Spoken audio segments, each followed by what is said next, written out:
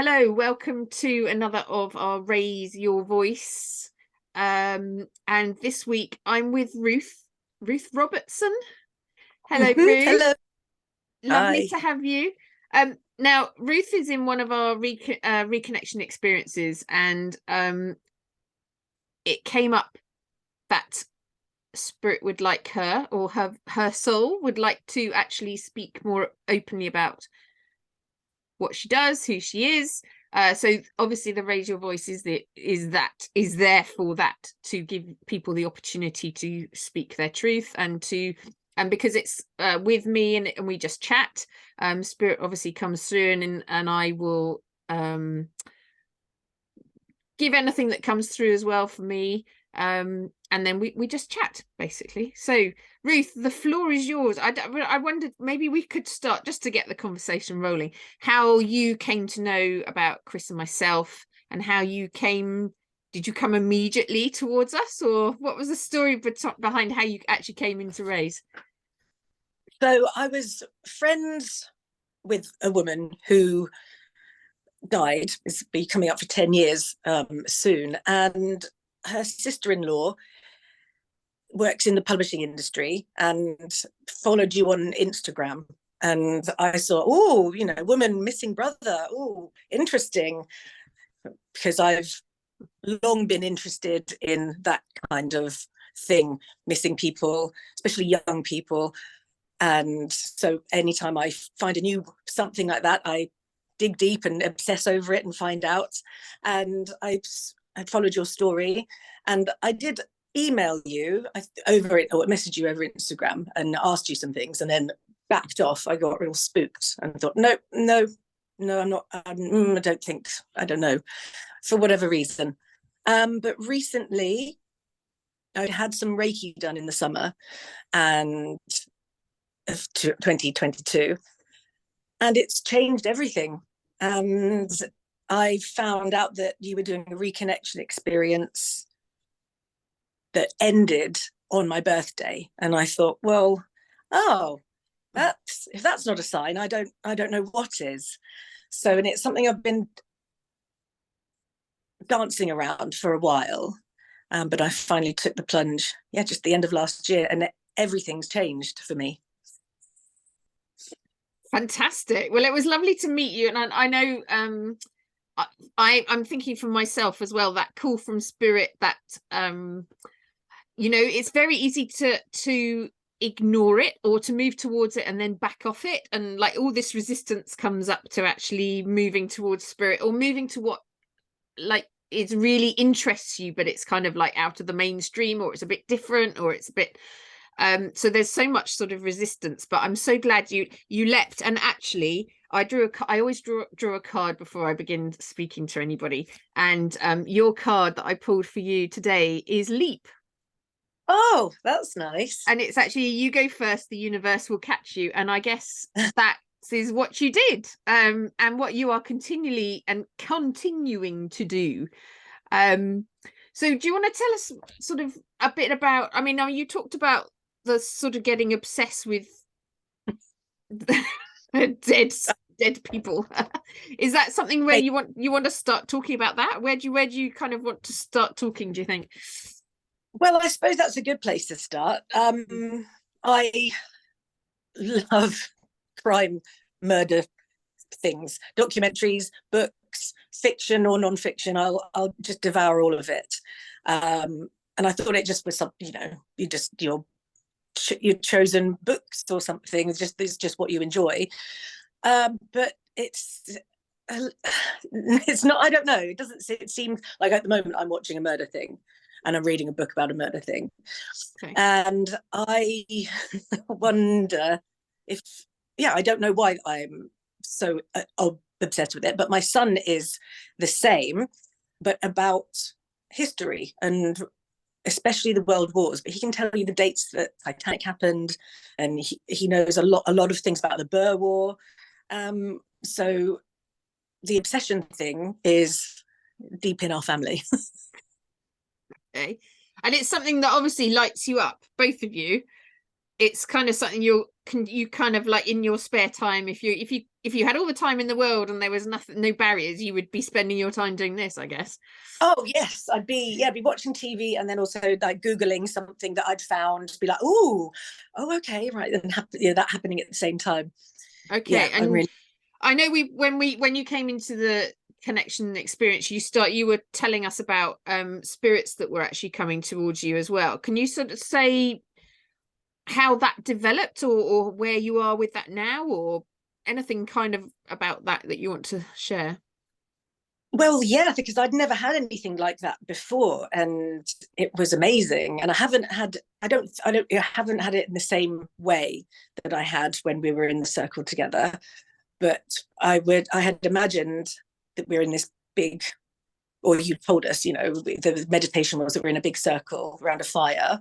Mm-hmm. And as we were doing that, and I could imagine the light coming out of us, I had a face, a woman just come in from my right side and come in up that way. And it was Joanna Yates. I just know it was, because she is a young woman who disappeared and was murdered in Bristol when I was in my late 20s, or I might have just been 30. And it really resonated with me. And I've always thought about her. And she was found on Christmas Day. So always at Christmas, I always think about her. And so she's been with me a long time. When we, like I say, she just flew in, and I think she went up with Christian. Right. And Okay. I haven't been worried about her since then.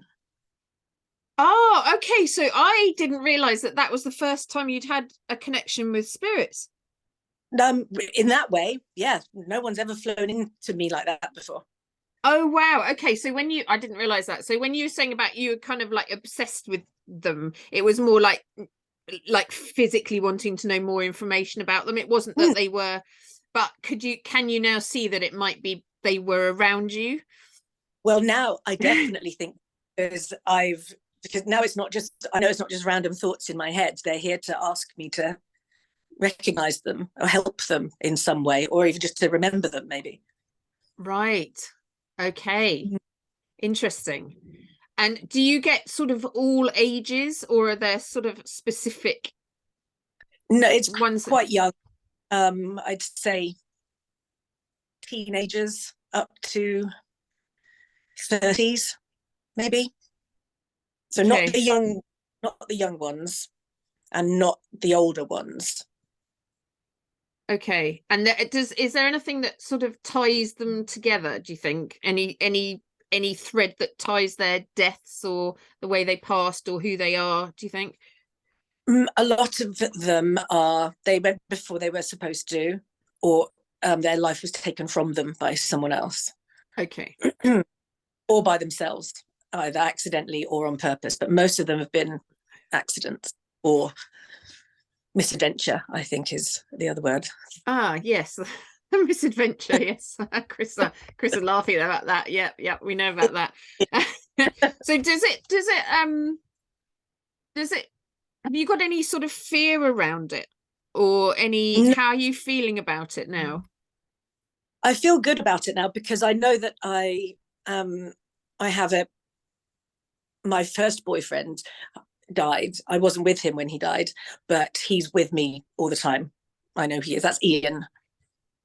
Right. And do you think he could be your gatekeeper? Because I know I've talked about this before, about that I feel there's two spirits that you need with you. Like you'll have the gatekeeper, and then there's a sort of doorkeeper as well.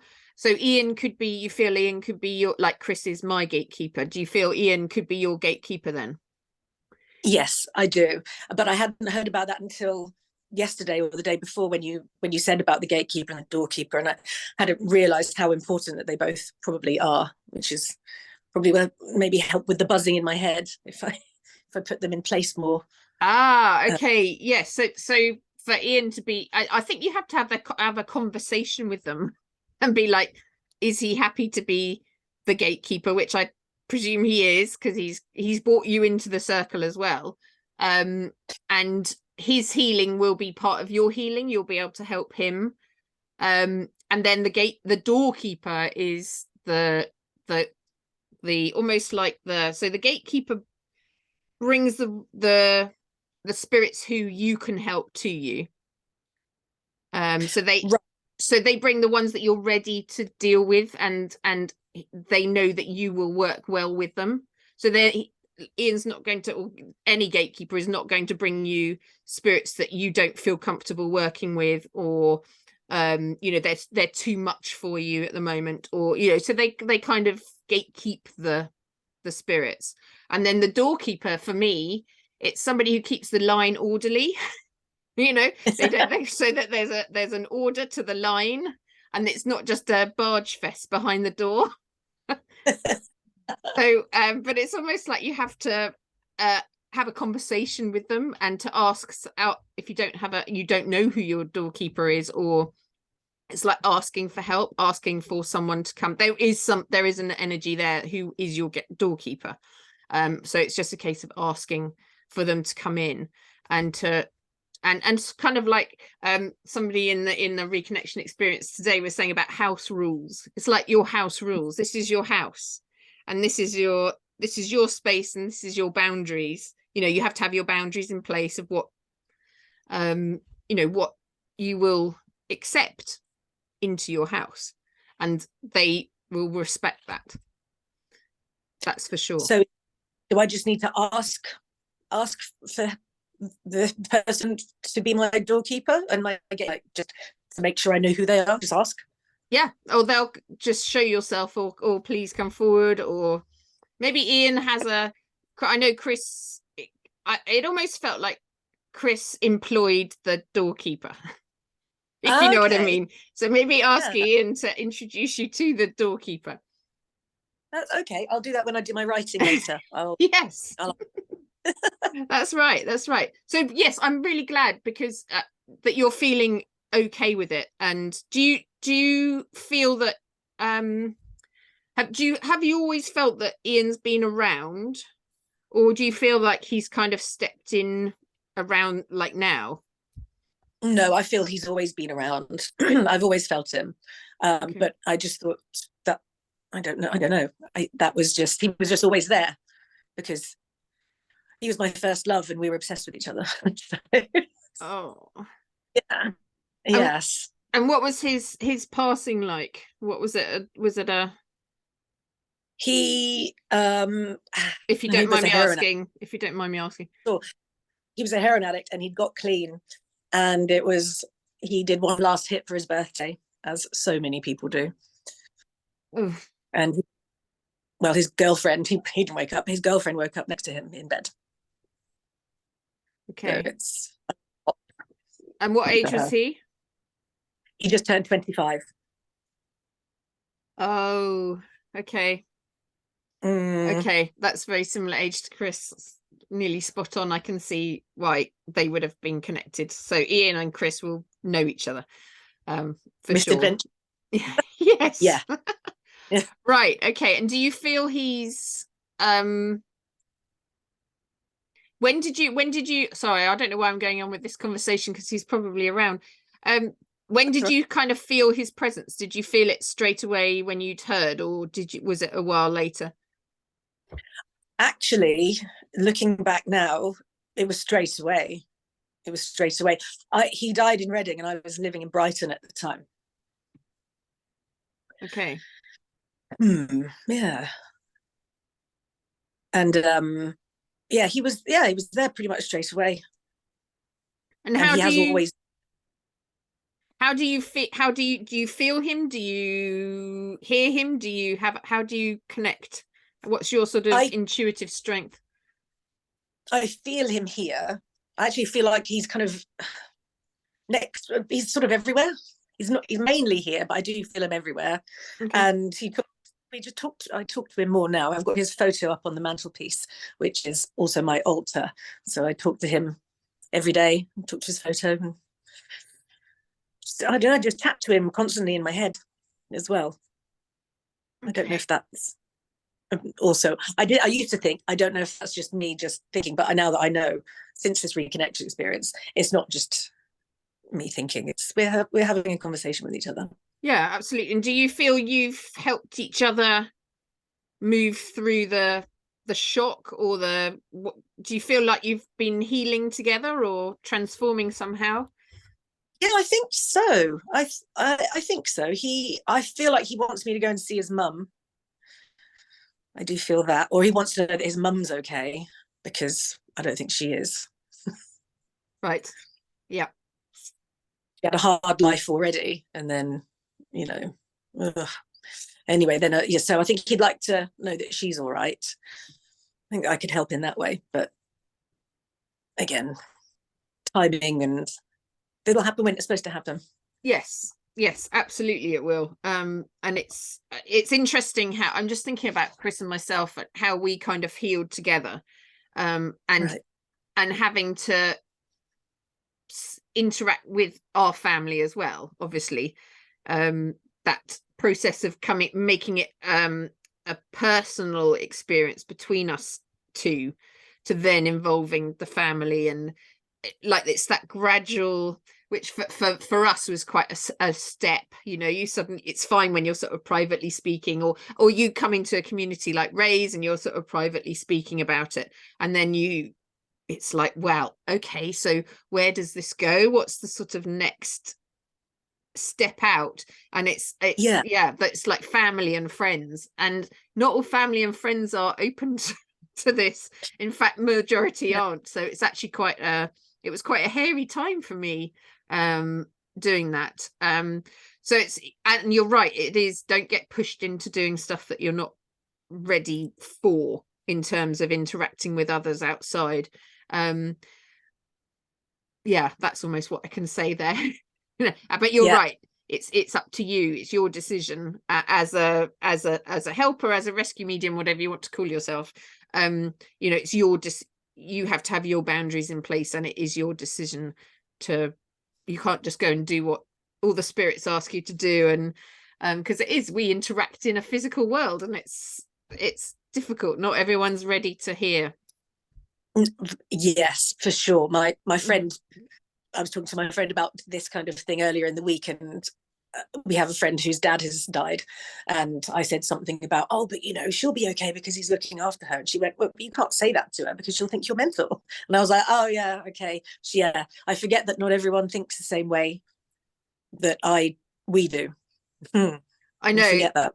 and it's quite it's it I get more and more. I used to get really frustrated about it, actually, and now I just think, well, yeah, but if the more people talk about it, and the more we kind of join together, like in the community, in the raised community, and because we work for the stuck spirits, in raised. That's so Chris and we kind of come to the conclusion this year, even though we're only in the first few weeks of the year, but it's almost like the last couple of weeks or the last month, we've really said our clients are the stuck spirits. It's not people in the physical. It's like there's so much mediumship which is all to do with the people in the physical, and how they kind of give you what you want to hear, almost, whereas the stuck spirits, they give us what people need to hear. It's like Yeah. there's a big difference, and it's also for them, like working with them and for them, um like that's where the real healing is, because once they're released and free, it just kind of we collectively become freer. It's like clearing up these energies, and it's all unseen and it's all unknown, but it's there and it's interacting and affecting our physical lives. And it just feels really important now to talk about them, and to keep, yeah, like raise our voice about them. But yeah, Yes. Yes. it I can be difficult. difficult to know who to approach, because some people will be more receptive than others, and you just have to, I guess I just have to trust that they'll be receptive. If I've been drawn to them, or they've been drawn to me, then it probably is the right time for me to talk to them. Yeah.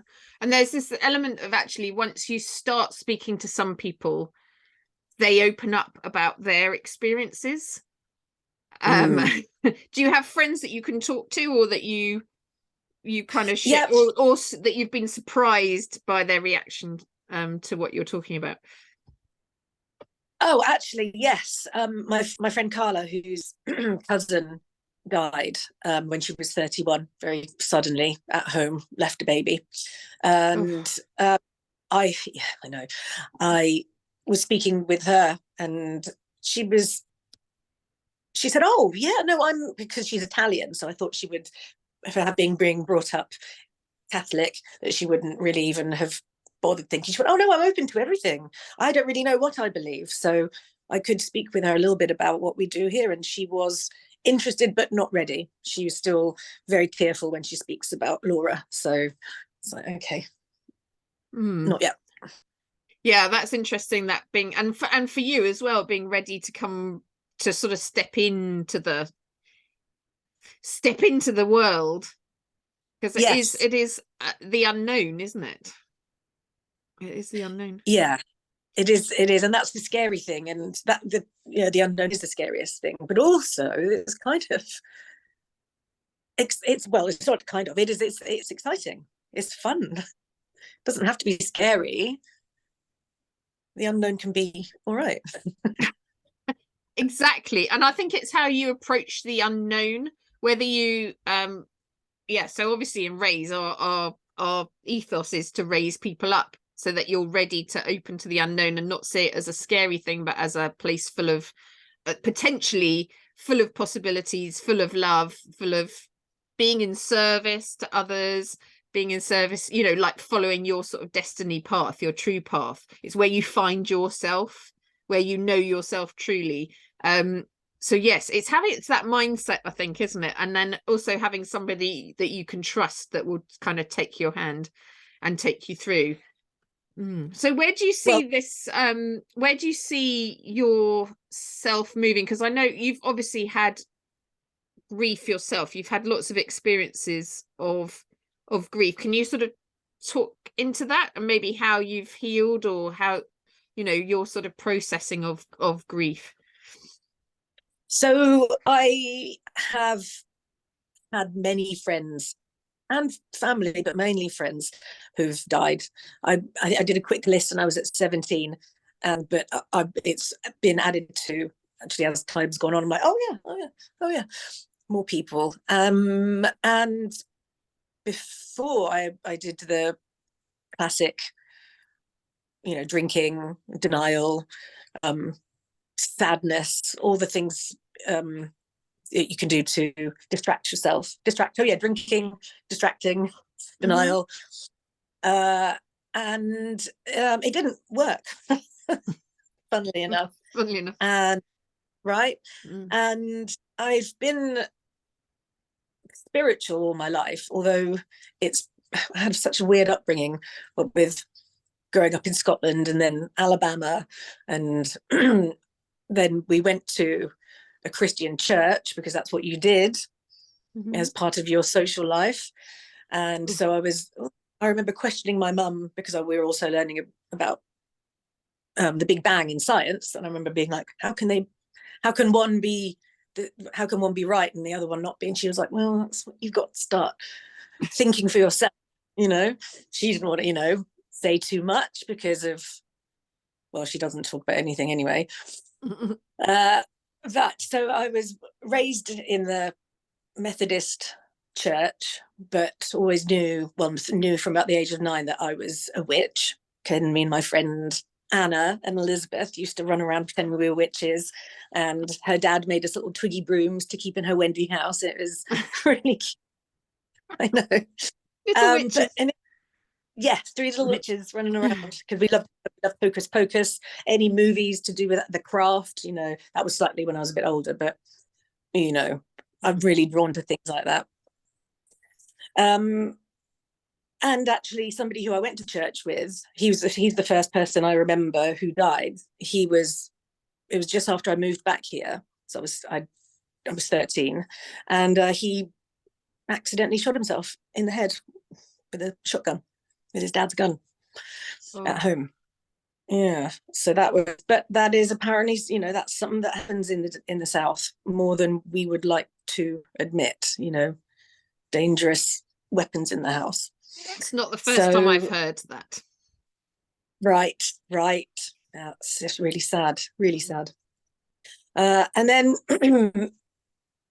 yeah, as I've got older, I had a friend called Katrina, whose brother and her brother and 4 other people were in a car accident, and 2 of them walked away, the other 3 died. And so I got to be good friends with her, and I hung out with her for a summer. It seems important that I tell you this. And that was when I really got to see, I guess, the physical side of grief, and saw, you know, Katrina and her family. And it was a lot, a lot. But it was actually, I guess it was training, good training. I was just going to say, because you were there to, was that when you were there to, you were around her and you were supporting her and you could actually see? Yeah, that's why you were there. And yeah, I was very much part of their life for a while. Interesting. But it was starting, and that was when I was 16. And then, yes, I think the next one was Ian when I was 22, 23, 22. And it's sadly more and more people have died since I've got older, a lot of them through heroin, because that was such a big part of when I was growing up in Reading. It was huge. It was horrible. That's why I don't live there. Well, one of the reasons. Let's see, where else? Where was I? And so I was just kind of blindly going forwards with all these people dying left, right, and centre. And it got really bad. My friend who I was speaking about at the beginning, Diane, she died. And the last time I'd seen her was on my son's first birthday. So that's really only when we got to see her, because she was my husband's best friend's wife. So we saw each other at, they've got 3 children together. So we see each other, a lot of family and Christmas and things like that. But it was her dying that hit me the hardest. I've got like broken thread veins from all the crying, I didn't used to have them before. I was so sad for so long. I'd never felt anything like it. I feel it now. And how did she die? She died of an epileptic fit at home. She just died. She just had a fit and died. Right. Okay, that would explain the. I didn't know that. I didn't know that. Yeah. Okay, that would explain the sudden death. Okay. And if you're still feeling emotional about it, that will be her now. Oh, hello. Coming through you. She left her coat at the birthday party, and I actually have it hanging in the cupboard so that she's with me all the time. Oh my goodness, I've just got the massive great chills down my back. And she's the reason why you're here. So thank you, Diane. And I know her. I know her best friend Helen as well. Came into my life unexpectedly. So yes, that's the reason. That's why. She is the reason. Oh wow. Okay. So we need to honor her, because she's a very good person. She's a Buddhist, and just a real earth mother. She gave birth to all 3 of her children at home. She was a badass. Right. Okay. So with that, why do you? Okay. So are there any? So that death really, her death really knocked you. It's often the way you have a collection of deaths, and they all affect you, and you.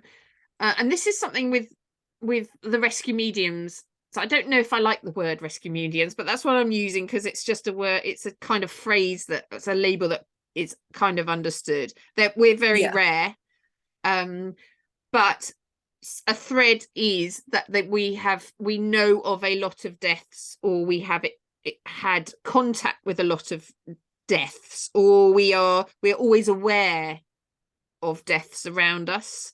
And And it's almost like you said right, it's almost like a training ground, getting used to the energy around death and grieving and loss, but actually being able to not get sort of emotionally drawn into it. So you're kind of an observer, you're an apprentice, you're a it's your training ground almost. It's what you feel, you know, because you've been doing this for lifetimes, so you kind of know it. And then there's one death that's not, it's no longer something you can detach from. It's very much a emotional bang. It's the one that breaks you.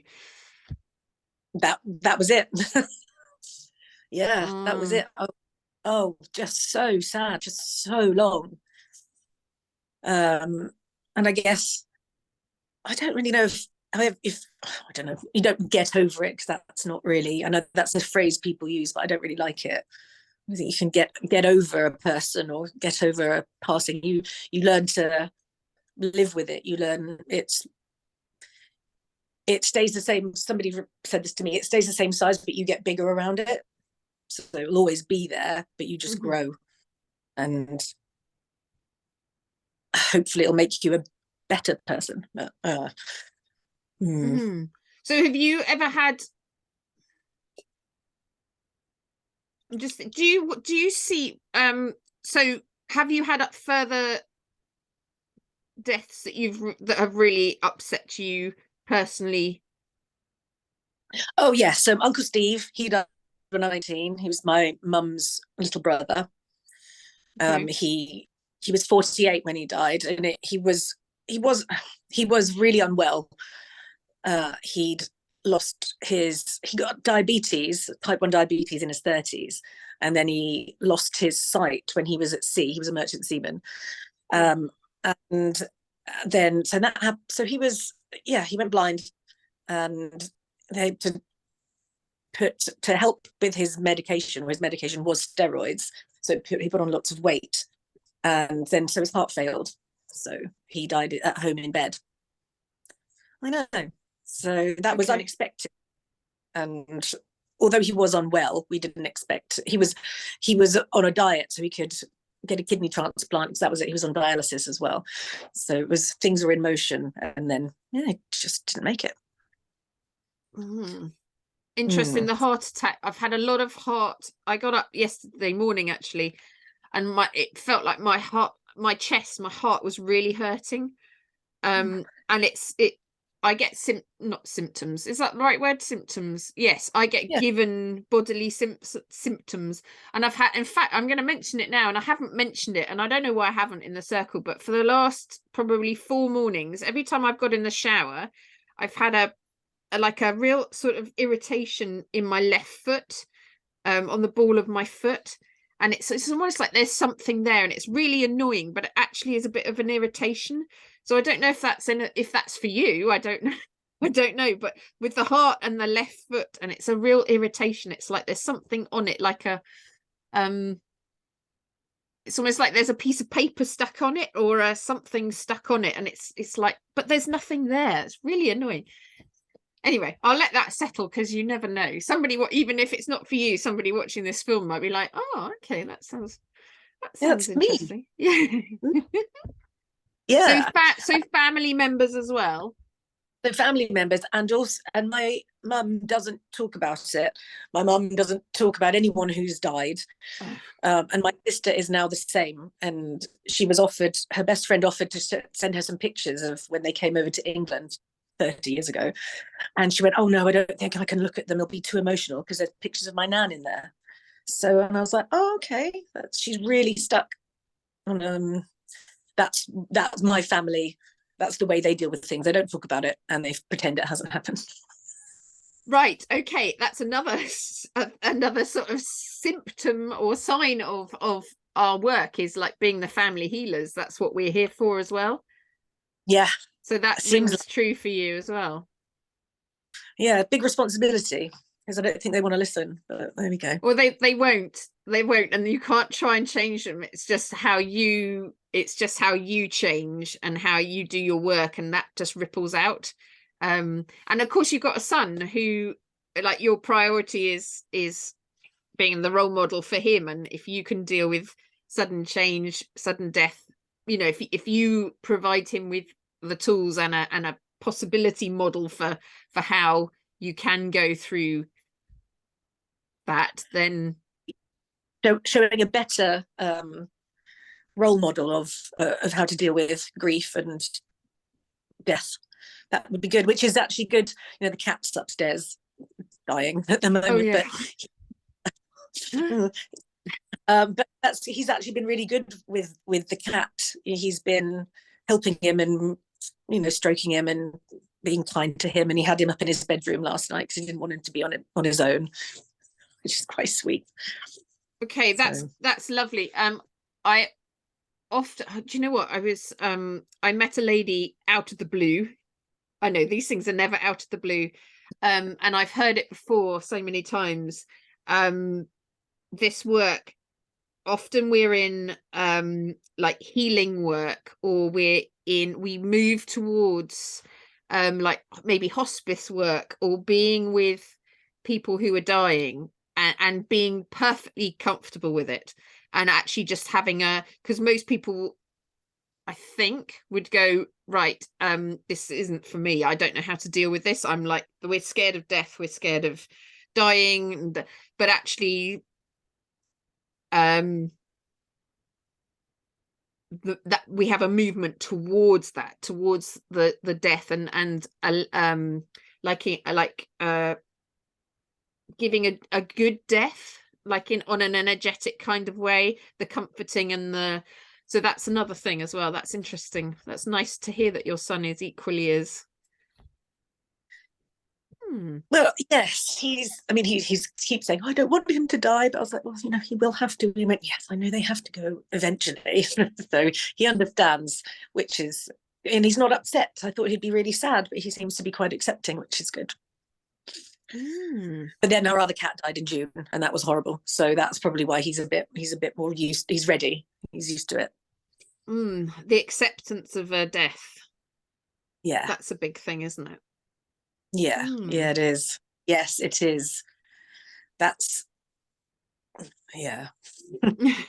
So where do you feel you're because you're obviously working in not you, well, you're off work at the moment, but do you want to kind of say you're like, where do you feel you're moving towards, or do you feel life is kind of changing? Is this taking a new tack for you since joining the reconnection experience? Well, yes, because I work at the moment. I work in children's school, in a school, obviously. Those children things in there.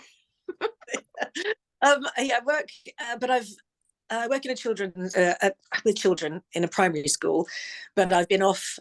I went back for 2 weeks in December, but I've been off with bad arms. I've got dodgy elbows, and in this time, it's meant that I've had time to think about what I really want to do. And although I love working with the children, I mean, not only is it kind of financially impossible with the way things are at the moment to keep working there, I just think that I could be, we could be talking to people about this somehow, you know, about how they don't have to be afraid of saying the name like my sister, or even talking about them like my mother, or not believing in souls like my dad doesn't believe in anything. So yes. Sorry, I've lost my train now. It's just like, where do you feel this is going? So like, you've been given this break from your career basically in the school because of these arms that have enforced you to stop. And often when we get to a point in life, we get very ill, we're in this enforced rest and recuperation and reassessing and realigning. So it feels like you've been going through that, and it's something that you've been put into that position, you've been told to. It feels like I've been ignoring the signs for a long time.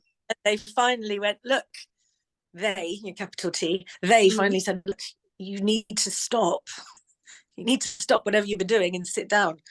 and read the signs. And it started off actually with angel numbers, just seeing those, either numerical palindromes or just repeated numbers everywhere, and just being like, oh, okay. And then speaking aloud and telling them, okay, I'm listening, I'm watching, I'm seeing, I understand that I need to be doing something else. And it just started off with those little things. Mm-hmm. And now I see them everywhere, and I follow them. Right. So how have the signs sort of progressed? How's your, because you kind of say you've been in training and you've obviously had personal experience now, and then you're starting to get the signs, and it's like, okay, you have to start getting to know your true self. And so what else have you been shown? What kind of things are they showing you now as you're walking the path? Well, I got given the Rose tarot cards, which my phone's actually leaning against at the moment. On the oracle cards, yeah. Yeah. Yes. My friend Aubrey said I'd been looking for some new cards. The only ones I had were tarot cards that were my mum's original ones from the 1970s. The woman who doesn't believe in anything. But I was just going to say, she's had the tarot card. I wonder if she had an experience with tarot cards and just went, actually, do you know what? I don't want anything to do with this. Very possible. Maybe something happened and she was like, oh, because it can be, if you're not protected and you're or too close. Maybe it was too close and she didn't like what they said.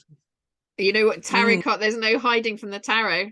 I mean, it's full of love. No. It comes with love, but if you're not ready to hear what you need to hear rather than what you want to hear, then yes, you put them away and you're like, right, that's too close. That's going to be some digging that needs to go on. That's some truths that need to be faced. And yeah, we don't like that. Put that in a cupboard and forget about it. Okay, yes. So you got your oracle cards, kind of oracle, and ever since then I've been shown roses everywhere, rose flavors and rose colors and actual rose. We went to a stone circle in Stanton Drew, which is down the road from us in Bristol, for the solstice, and I thought, oh, that's a nice one, and I went and had a look around this stone, and there was a dried rose someone had put in there on this. I know. And so I'm following the way of the rose. It seems to be the one for me, and it's all about growth and seeding things, thoughts, and following that path, and it's working for me. Right. Okay, so how has life changed for you, do you feel? I've got this back flower essence. Oh, I was yes. having that. I had larch when I had my Reiki, and then I went to go and look for another one, and I'd gone to pick out the one that I thought I wanted, agrimony, and as I went to pick it up, two of these fell on the floor, and I was like, oh well. And it's called rock rose, and I was like, well, that's the one for me. And it's for fearless, and it's another, more rose, and I've been putting it in my drink and adding it to my my water, my everyday water, and it's working. So for fearlessness, I just added it. I just put I'm fearless at the end of my daily thing. Fantastic. Like whenever I put it in my but you have, the thing is with the back flower recipes or whatever they're called, remedies, you have to, every time you drink the water, you have to say the thing every time. You can't just do it once and think that'll work. Well, that's the way it's worked for me anyway. I try and think of it every time I take a drink of my water. Yeah. Okay, so how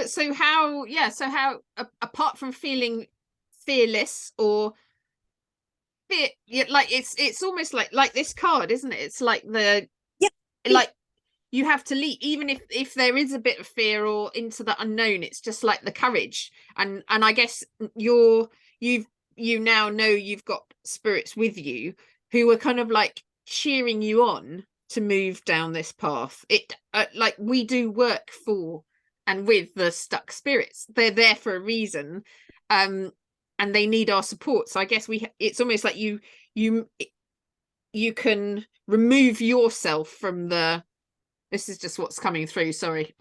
It's just like you can remove yourself from the fear of it, because it's like you're in service to to somebody else. It's like you stepping forward is for them, as well as yourself, but it's almost like I'm doing it for them. I'm just saying with Chris, I would have never have done any of this, and I don't think I would have gone down this path for anyone other than Chris, you know. Yeah. And if it wasn't him, I always say he was like the biggest carrot, you know, that I was drawn down this path, because you can't beat somebody to go down this path. You can't push them and push them and push them, because you just get the resistance until maybe you get that personal loss which totally breaks you, or you get that illness which totally breaks you. But you kind of don't want to get to that point. You want the courage and the carrot enough to walk the path. But yeah, having that fearlessness it's courage. It's like the lion. It's the lion courage. Yes. Yeah, that's it. I just know, like, my little chattering guy, Labyrinth, the movie Labyrinth. Yes. You know how they got that's how I feel like sometimes the people my spirits are behind me, like little chattering goblins, like, so they're all behind me, chattering and happy that I'm there and gonna help me. Like, I'm, no matter where it goes, I know some people will think that I'm mental, or I'm, a charlatan, or who know, people mock and what they don't understand, don't they? Yes. And what they're scared of. That's it. Yes, that's it. But that's okay. I've always been a little bit on the outside of things, being moving around as much as I did, and always being like the new girl. I'm quite used to it. It's like, oh, well, never mind. I won't see you again. I don't really care. Really. Sorry, you carry on. No, I was writing just on that. I was writing a newsletter yesterday, and in it came the word for, like, rescue mediums or anyone who's in this kind of area of work. It's like the outliers. We're kind of away from the mainstream, and that's fine. But if we all band together, we become more of a voice. And something else, something's just popped in, which will be for somebody watching this film.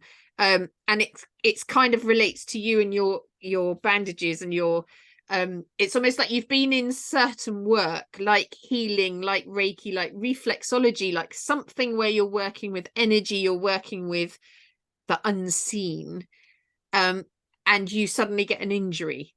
That's happened. I've heard of that so often recently as well. It's like suddenly you lose the strength in one arm, or your wrist starts to hurt or something, so you can't actually do the physical work that you used to do.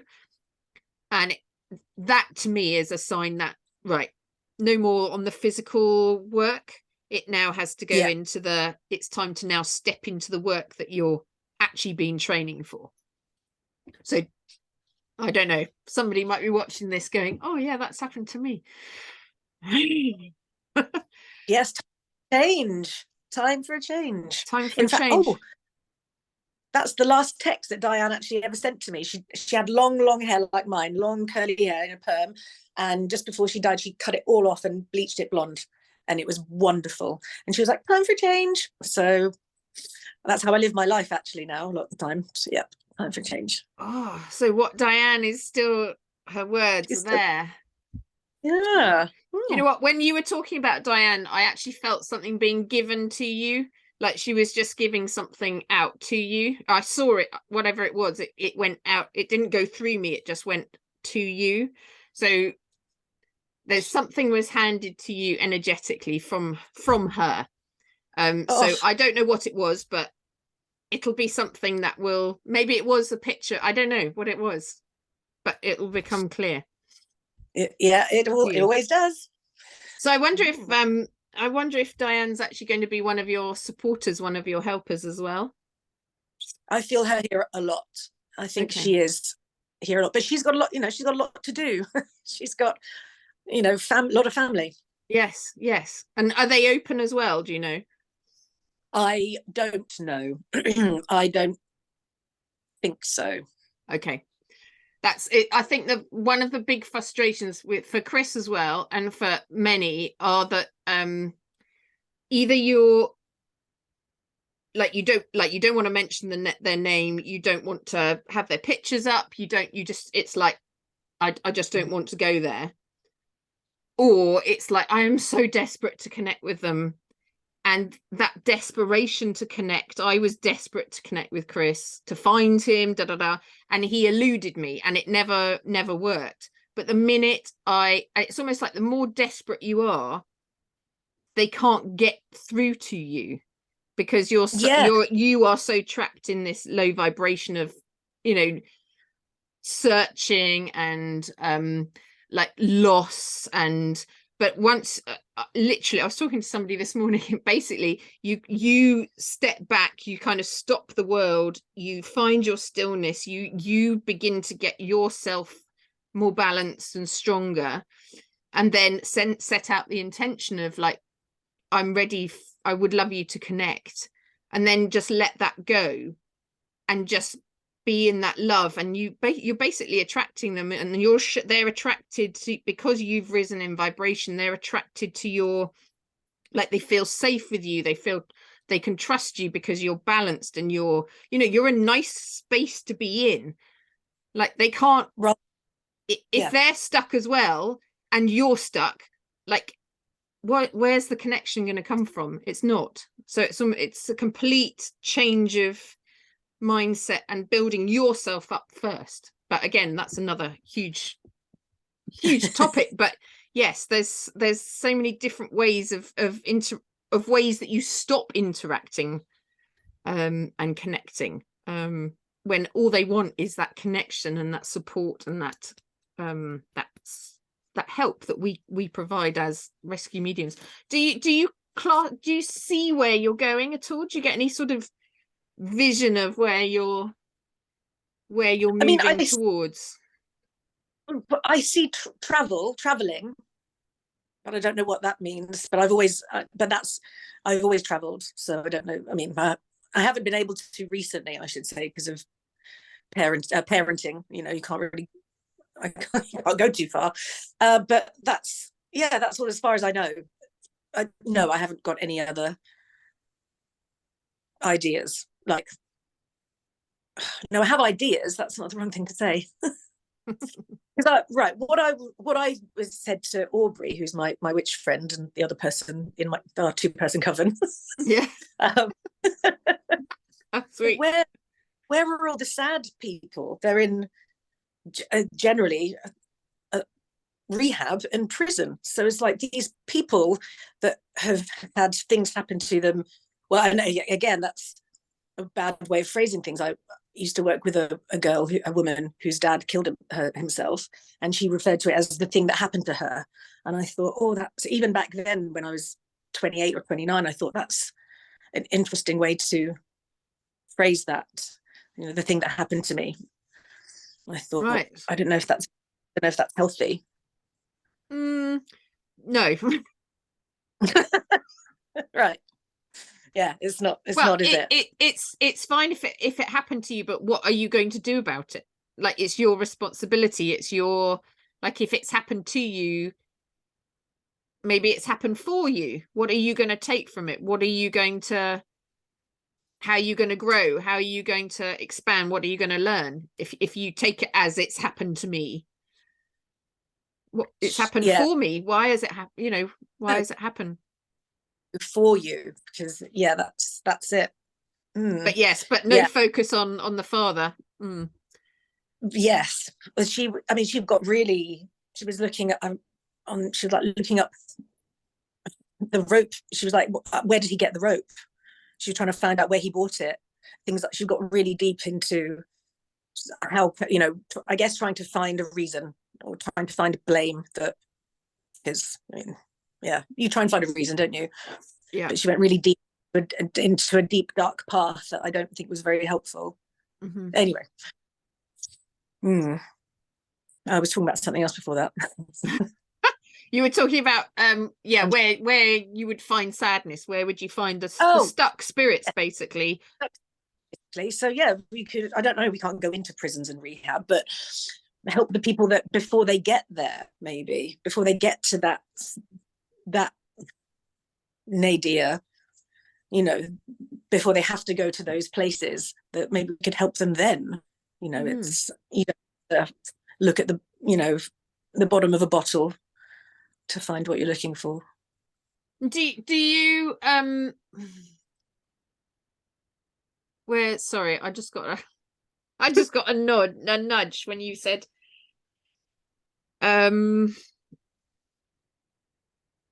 it's almost like there's lots of people that do that already, like working in terms of like in people in the physical, whereas what is it's almost like this, what's the spirit side of that? Like, could they have a stuck spirit with them? Could their reason for drinking be because there's a stuck spirit with them, or they are experiencing spirits or stuff that they don't understand, so they try and block it out? Do you see what I mean? It's almost like it's there's a lot of people that work with in the physical side, but not in the spiritual side. Yes, so that you need like AA meetings for the spirits, sort of thing. Yes. but I know what you people are drinking and doing whatever because they are getting visited by spirit, but they think, like I did, they're mentally unwell, maybe. Possibly. Or it could be so there's a lot of ancestral work that goes on. So when I said about being the family healer, yes, so fairly obvious with your sort of direct family, you can tell what them, you can see the patterns, you can see the whatever, but like further back, the ancestors, so something that happened much further down the line is still affecting now. So like with addictions, with suicides, with everything that it kind of passes down. So it's not genetic even. It can be on the spiritual level. I don't know, that's just something that's coming through. It's like the stuck spirits, they influence a lot of physical life. Yes, there we go. So and do you think that could be driving people to do things that are not good for them? Possibly. I mean, I've seen so much and heard so much that, I mean, maybe not for this film, but there's definitely something there for us to explore, or maybe for a pathway that's being shown. But yes, about the getting out, or the offerings, or the something for the future, maybe. Yeah, on that way. But it feels like the energy's gone as well. Is there anything else you want to share, or anything you feel you want to talk about or explore? Or I can't think of anything. I think we've have I said everything I need to say? I can't think of any. Nothing else has come. That's weird, isn't it? It's gone. Yeah, it feels like whatever needed to come through or be said or be noted, like become conscious, has happened. So that's how these things work. So it's almost like watch it back and just see if there's anything that or give it a few days and then watch it back and just see how things start to move. Because you're in our reconnection experience at the moment, when we're actually halfway through this one. So this could have been your balance point, like there's might be some realization that you have around I can't say too much because it's all gone now, so there we go. Yeah, it was all buzzy and think like, and then we said what was needed to say, and the end. It's strange, isn't it? And for people watching as well, there'll be, because it was actually a wide-ranging conversation, that, and I actually spoke quite a lot, which I don't usually do that much. So sorry, Ruth. But there'll be stuff in from what we both said. There'll be stuff for people watching as well. So I definitely believe we had a directed voice as well today. So, but thank you Oh, for very sure. much for joining us. I hope you enjoyed the experience. I did. I did. It's been really nice, and I think you gave me the opportunity, and I've made it a point to say yes to everything. At the moment, when it comes to this, not everything. When it comes to this kind of, grab the opportunity. So I'm really, really thankful and grateful. Thank you. My pleasure. Yeah. So we'll just keep going and keep exploring, and Yeah, we'll see. I'm sure it's the pathway. It feels so right for you. So yes, it does. It does. And I know you were on the same wavelength there about the everything. It's cool. okay. Well, thank you so much for joining us, and we'll see you viewers. We'll see you next time for the next Raise Your Voice. Okay. Lots of love. Bye-bye. Bye.